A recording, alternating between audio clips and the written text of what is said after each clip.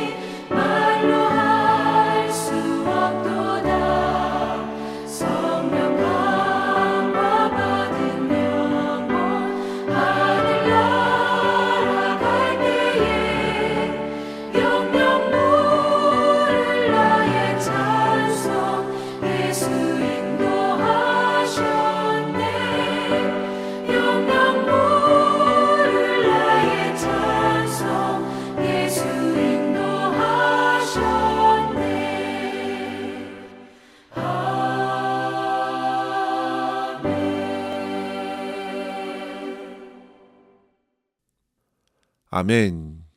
이 시간 함께 나눌 말씀은 시편 103편 1절에서 11절입니다. 내 영혼아 여호와를 송축하라. 내 속에 있는 것들아 다 그의 거룩한 이름을 송축하라. 내 영혼아 여호와를 송축하며 그의 모든 은택을 잊지 말지어다. 그가 내 모든 죄악을 사하시며 내 모든 병을 고치시며 내 생명을 파멸해서 속량하시고 인자와 긍휼로 간을 씌우시며 좋은 것으로 내 소원을 만족하게 하사 내 청춘을 독수리같이 새롭게 하시는도다. 여호와께서 공의로운 일을 행하시며 억압당하는 모든 자를 위하여 심판하시는도다. 그의 행위를 모세에게 그의 행사를 이스라엘 자손에게 알리셨도다. 여호와는 긍휼이 많으시고 은혜로우시며 노하기를 더디하시고 인자하심이 풍부하시도다. 자주 경책하지 아니하시며 노를 영원히 품지 아니하시리로다. 우리의 죄를 따라 우리를 처벌하지는 아니하시며 우리의 죄악을 따라 우리에게 그대로 갚지는 아니하셨으니 이는 하늘이 땅에서 높음같이 그를 경외하는 자에게 그의 인자하심이 크심이로다. 아멘. 오늘 우리가 살펴본 시편 103편은 다윗의 시입니다. 성도 여러분, 본문에서 비춰진 다윗은 그의 생애에서 참으로 놀랍고 다양한 경험들을 숱하게 많이 했던 인물로 살았음이 분명합니다. 그가 한 집안의 8째 막내로 태어나 집안에서 허드렛 일을 도맡아 하면서도 가게를 돕기 위해 들판에 나가 목동으로 양떼를 돌보기도 하였고, 어느 날 갑자기 아버지의 심부름으로 전쟁터에 있던 형들을 찾아갔을 때 거인 골리앗을 만나고 그를 쓰러뜨린 이후에 전쟁 영웅이 되어서 이후로 사람들에게 엄청난 주목을 받기 시작했습니다. 그리고 이후 십수년간 사울의 칼을 피해 다니다가 유다의 왕이 되면서 유다의 가장 많은 영토를 확장하는 전성기 시대를 맞게 되었습니다. 하지만 성도 여러분, 그러한 그의 인생의 여러 장면들만으로 그의 삶이 놀라운 흔적으로 남겨진 것이 아닙니다. 그런 지나온 시간들이 그에게 참으로 의미가 된 것은 무엇보다도 그가 인생에 찾아오시고 역사하신 하나님을 깊이 경험했기 때문이라는 점입니다. 그것도 어릴 적부터 그는 살아계신 하나님을 믿는 신앙을 갖게 되었습니다. 사무엘상 17장 37절에 보시면 소년 다윗은 사울 왕 앞에서 이렇게 담대히 고백했습니다. 또 다윗이 이르되 여호와께서 나를 사자의 발톱과 곰의 발톱에서 건져내셨은즉 나를 이 블레셋 사람의 손에서도 건져내시리이다. 그렇게 다윗은 어릴 적부터 하나님의 분명한 도우심을 경험했고 순간순간 어려움을 만날 때마다 하나님을 의지하면서 맡겨진 삶을 용기 있게 살아내었습니다. 그리고 이제 오랜 시간을 지내고 노년에 이르러 과거와 같이 승승장구하며 왕위를 드높였을 때와는 달리 더 이상 사람들의 주목을 받지 못하고 예전 화려한 영향력이 해가 쉽게 지듯이 기울어지는 그때에 흔들리는 자기의 영혼을 깨우면서 이 시를 쓴 것입니다.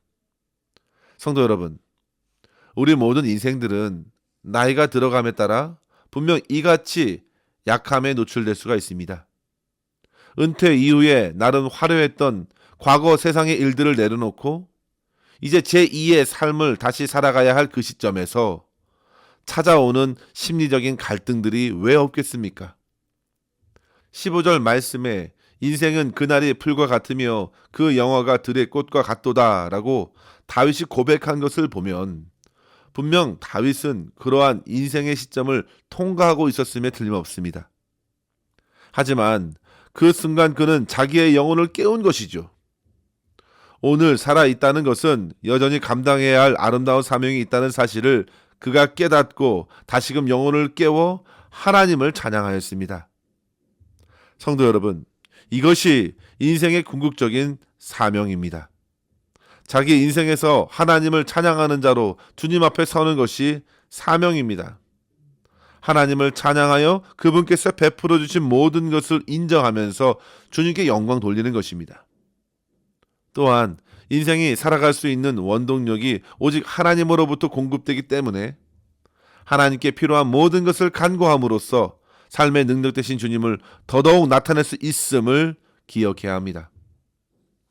그래서 저는 그러한 의미에서 개인적으로 야고보서 5장 13절의 말씀을 참 좋아하며 암송합니다. 너희 중에 고난당하는 자가 있느냐? 저는 기도할 것이요. 즐거워하는 자가 있느냐? 저는 찬송할지니라. 성도 여러분, 고난으로 가득한 물결에 떠밀려 낙심하고 원망함으로 자신을 낭비하지 말고 고난 중에서도 도우시는 하나님을 구하는 것, 그리고 모든 것들을 선하게 도우시고 이끌어주시는 하나님을 경험할 때마다 하나님을 즐거이 찬송하는 것, 이 두 가지가 늘 우리 인생을 이루는 옷에 시실과 나실이 되어서 내 삶을 엮어가시는 하나님의 영광을 드러내게 되는 줄 믿습니다. 바라기는 성도 여러분, 어떠한 순간이든지 하나님을 찬양하고 하나님께 간구하는 믿음으로써 주 앞에 온전히 삶을 살아낼 수 있기를 간절히 축원합니다.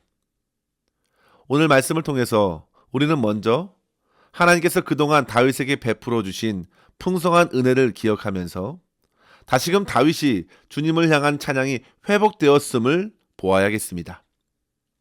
그에게 찬양의 회복이 일어났을 때 어느덧 그의 시든 영혼에 생기가 돌기 시작한 것입니다. 보십시오. 자기 영혼에게 그가 선포합니다. 주의 말씀이 선포됐을 때 창조의 역사가 일어난 것처럼 그의 씨들은 영혼이 깨어 생명력이 다시금 일어나는 것을 보게 됩니다. 내 속에 있는 것들아 다 거룩한 그의 이름을 송축하라. 그렇게 외칠 때 속에 있는 모든 것, 마음과 정성과 목숨과 뜻과 모든 것들이 하나님을 향해 쫑긋 서는 듯한 힘을 얻습니다. 다윗에게 있는 모든 것들이 하나님을 찬양하는 아름다운 통로가 됩니다. 그러면서 2절 말씀에 보시면요. 그의 모든 은택을 잊지 말지어다 선포합니다. 성도 여러분, 우리의 기억에는 언제나 한계가 있습니다. 사람마다 약간 다르지만 어떤 사람은 어찌나 빨리 잊어버리는지 모릅니다. 1만 달란트나 탕감받았던 종도 나가면서 그 은혜를 잊어버리고 탕감해준 임금이 어이없어 분을 낼 정도로 그는 완악한 자로 후에 책망받지 않습니까? 따라서 성도 여러분, 우리는 주님께서 베풀어 주신 은택을 잊지 않도록 부단히 그 은혜를 되새겨야겠습니다. 은혜를 물에 새기지 말고 돌에 새겨야 합니다. 마치 금과 옥조처럼 마음에 새기고 생각에 새기고 우리가 자주 가지고 다니는 핸드폰에도 새기고 잊지 않기 위해 또 생각하고 또 꺼내야 합니다. 신명기 6장 4절 이하에 보시면 쉐마의 말씀을 만나게 되죠. 오직 유일하신 하나님을 온 마음을 다해 사랑하도록 그것을 위해서 하나님께서 주신 말씀을 먼저 마음에 새기고 자녀에게 부지런히 가르치라 하셨습니다. 집에 앉았을 때에든지 길을 갈 때이든지 누워있을 때에든지 일어날 때에든지 이 말씀을 강론할 것이며 그것을 손목에 매어 기호를 삼고 내 미간에 붙여 표로 삼고 집 문설주 바깥 문에 기록하라 하셨습니다. 늘 오고 가면서 볼 수 있도록 그래서 하나님을 사랑하고 하나님을 인정하도록 하기 위함이었습니다. 그처럼 이스라엘 백성들은 부단히 주의 은혜를 잊지 않으려고 몸부림친 것입니다. 성도 여러분, 저와 여러분에게 주께서 베풀어 주신 은택을 곰곰이 생각해 보십시오. 하나님께서 이제까지 인도해 주신 손길이 없이는 어떻게 우리가 여기까지 있을 수 있을까요? 빈손으로 태어나 삶을 시작하면서 우리는 얼마나 많은 것들을 손에 쥐고 있습니까? 우리 모두는 정말 셀 수도 없이 많은 은혜를 누리고 있습니다. 다윗의 인생 여정을 보십시오. 그에게도 모든 것이 은혜가 아닐 수 없었습니다. 3절 말씀에 보시면 가장 먼저 생각된 은혜가 바로 죄 용서의 은혜였습니다. 다윗이 얼마나 무거운 죄를 범했는지 그리스도인들이라면 모를 리가 없을 정도로 그는 간음과 살인, 거짓과 외식으로 한동안 영적인 깊은 침체에 빠져 있었습니다. 그것만이 죄가 될 수는 없었습니다. 나이 들어서 인구조사를 통해 자기의 힘을 과시하고픈 마음에 유혹되어서 큰 재앙을 겪기도 했지요. 하지만 성도 여러분, 하나님께서 그 모든 죄악을 사해 주셨으니 그 모든 것이 찬양이 되었습니다. 성도 여러분, 셈할 수 없는 죄가 있었지만 항상 주의 은혜와 긍휼이 더더욱 컸던 것입니다. 그 은혜와 긍휼을 생각하면 할수록 마음 편하게 죄를 짓는 것이 아니라 오히려 죄에서 멀리하게 됩니다. 인생을 더 이상 죄에 던져서 허비하는 것은 참으로 미련한 일이기 때문입니다. 또한 그에게 찾아온 질병들은 어떻습니까? 성도 여러분, 병이 없는 인생 또한 없습니다. 어떤 이는 약을 먹지 않아서, 관리를 하지 않아서, 운동을 하지 않아서 그런 여러 가지 이유 때문에 큰 질병에 걸리는 것이라 말하지만 꼭 그런 것만은 아닙니다. 인간의 몸의 체계를 어찌 전부 다 훤하게 파악할 수 있을까요? 불가능합니다. 하나님께서 보호하셨기 때문에 이렇게 우리가 건강하게 있는 것입니다. 다윗은 숱한 질병을 그동안 치료해 주셨던 하나님을 생각하니 찬양이 터져 나왔습니다. 성도 여러분, 저와 여러분 또한 다르지 않습니다. 예수 그리스도의 십자가의 보혈로 모든 더러운 죄를 씻어 주셨습니다. 과거와 현재, 미래의 죄까지도 주님께서는 영원한 제사로서 죄의 사슬들을 끊어 주셨습니다. 뿐만 아니라 우리 또한 놀라운 치료를 경험하면서 병이 찾아올 때마다 자연스럽게 먼저 주 앞에 나가 엎드리는 자가 된 것입니다. 또한 4절 말씀에 보시면 다윗은 생명의 위협과 파멸에서 건져주셨다, 속량하셨다 고백합니다. 성도 여러분, 다윗이 얼마나 많은 전쟁을 치렀을까 생각해 보십시오. 고대의 전쟁은 왕이 앞장서야 싸우는 전쟁입니다. 그렇게 그는 수많은 대적들의 표적이 되었을 것입니다. 수많은 화살과 창과 칼이 그를 찌르고자 했을 것입니다. 그러나 모든 순간에 하나님께서 그를 지켜주신 것입니다. 뿐만 아니라 사무엘하 8장 6절에 보시면 여호와께서 다윗이 어디를 가든지 여호와께서 이기게 하셨다 증거합니다. 놀랍고 풍성한 은혜는 그에게 돋보였습니다. 주의 인자와 긍휼로 관을 씌우셨다는 표현이 바로 그런 의미입니다. 주님의 사랑이, 주께서 긍휼히 여겨주신 것이 그에게 가장 돋보이는 영광스러운 은혜였습니다. 그렇게 인생 노년에서 힘을 잃고 주저앉고 싶을 정도로 낙심된 상황에서 하나님의 은혜에 주목하면서 그는 찬양함으로 힘을 내었습니다. 생각해 보니 항상 내가 구하는 것에 더 좋은 것으로 채워주신 하나님이셨음을 고백하면서 시든 영혼이 힘을 얻고 독수리와 같이 날아 올라가는 생명력을 경험하게 되었습니다. 사랑하는 성도 여러분, 하나님의 은혜 주심에 따라 찬양하는 다윗같이 저와 여러분 또한 십자가의 은혜, 십자가의 사랑, 지금까지 숱한 생명의 위기에서도 우리가 운전하고 여러 길들을 거닐고 다양한 질병을 앓았음에도 코로나의 그 어려운 시기에도 여러 가지 상황에서도 상치 않도록 지켜 보호해 주신 하나님, 그 하나님의 풍성한 모든 은혜들을 때마다 기억하면서 하나님만을 찬양하며 생명력 있게 오늘을 살아낼 수 있기를 주의 이름으로 간절히 축원합니다.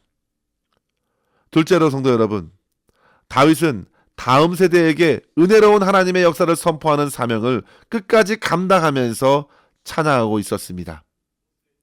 그가 전하는 하나님의 행적은 그의 삶에서의 은혜뿐만 아니라 공의와 심판, 하나님의 긍휼과 사랑의 역사였습니다. 6절 말씀에 보시면 하나님의 공의의 역사는 악한 자들을 결국 심판하시면서 모든 억압받은 이들을 위로하심으로 나타났습니다.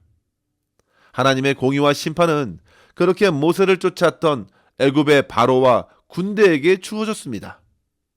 이스라엘 백성들은 그 하나님의 놀라운 구원 역사를 경험하였고 지금에까지 이른 것입니다. 그렇기 때문에 다윗도 그 하나님을 만난 것입니다. 그분은 실로 긍휼이 많고 은혜로우시며 노하기를 더디하시며 인자가 풍부하십니다.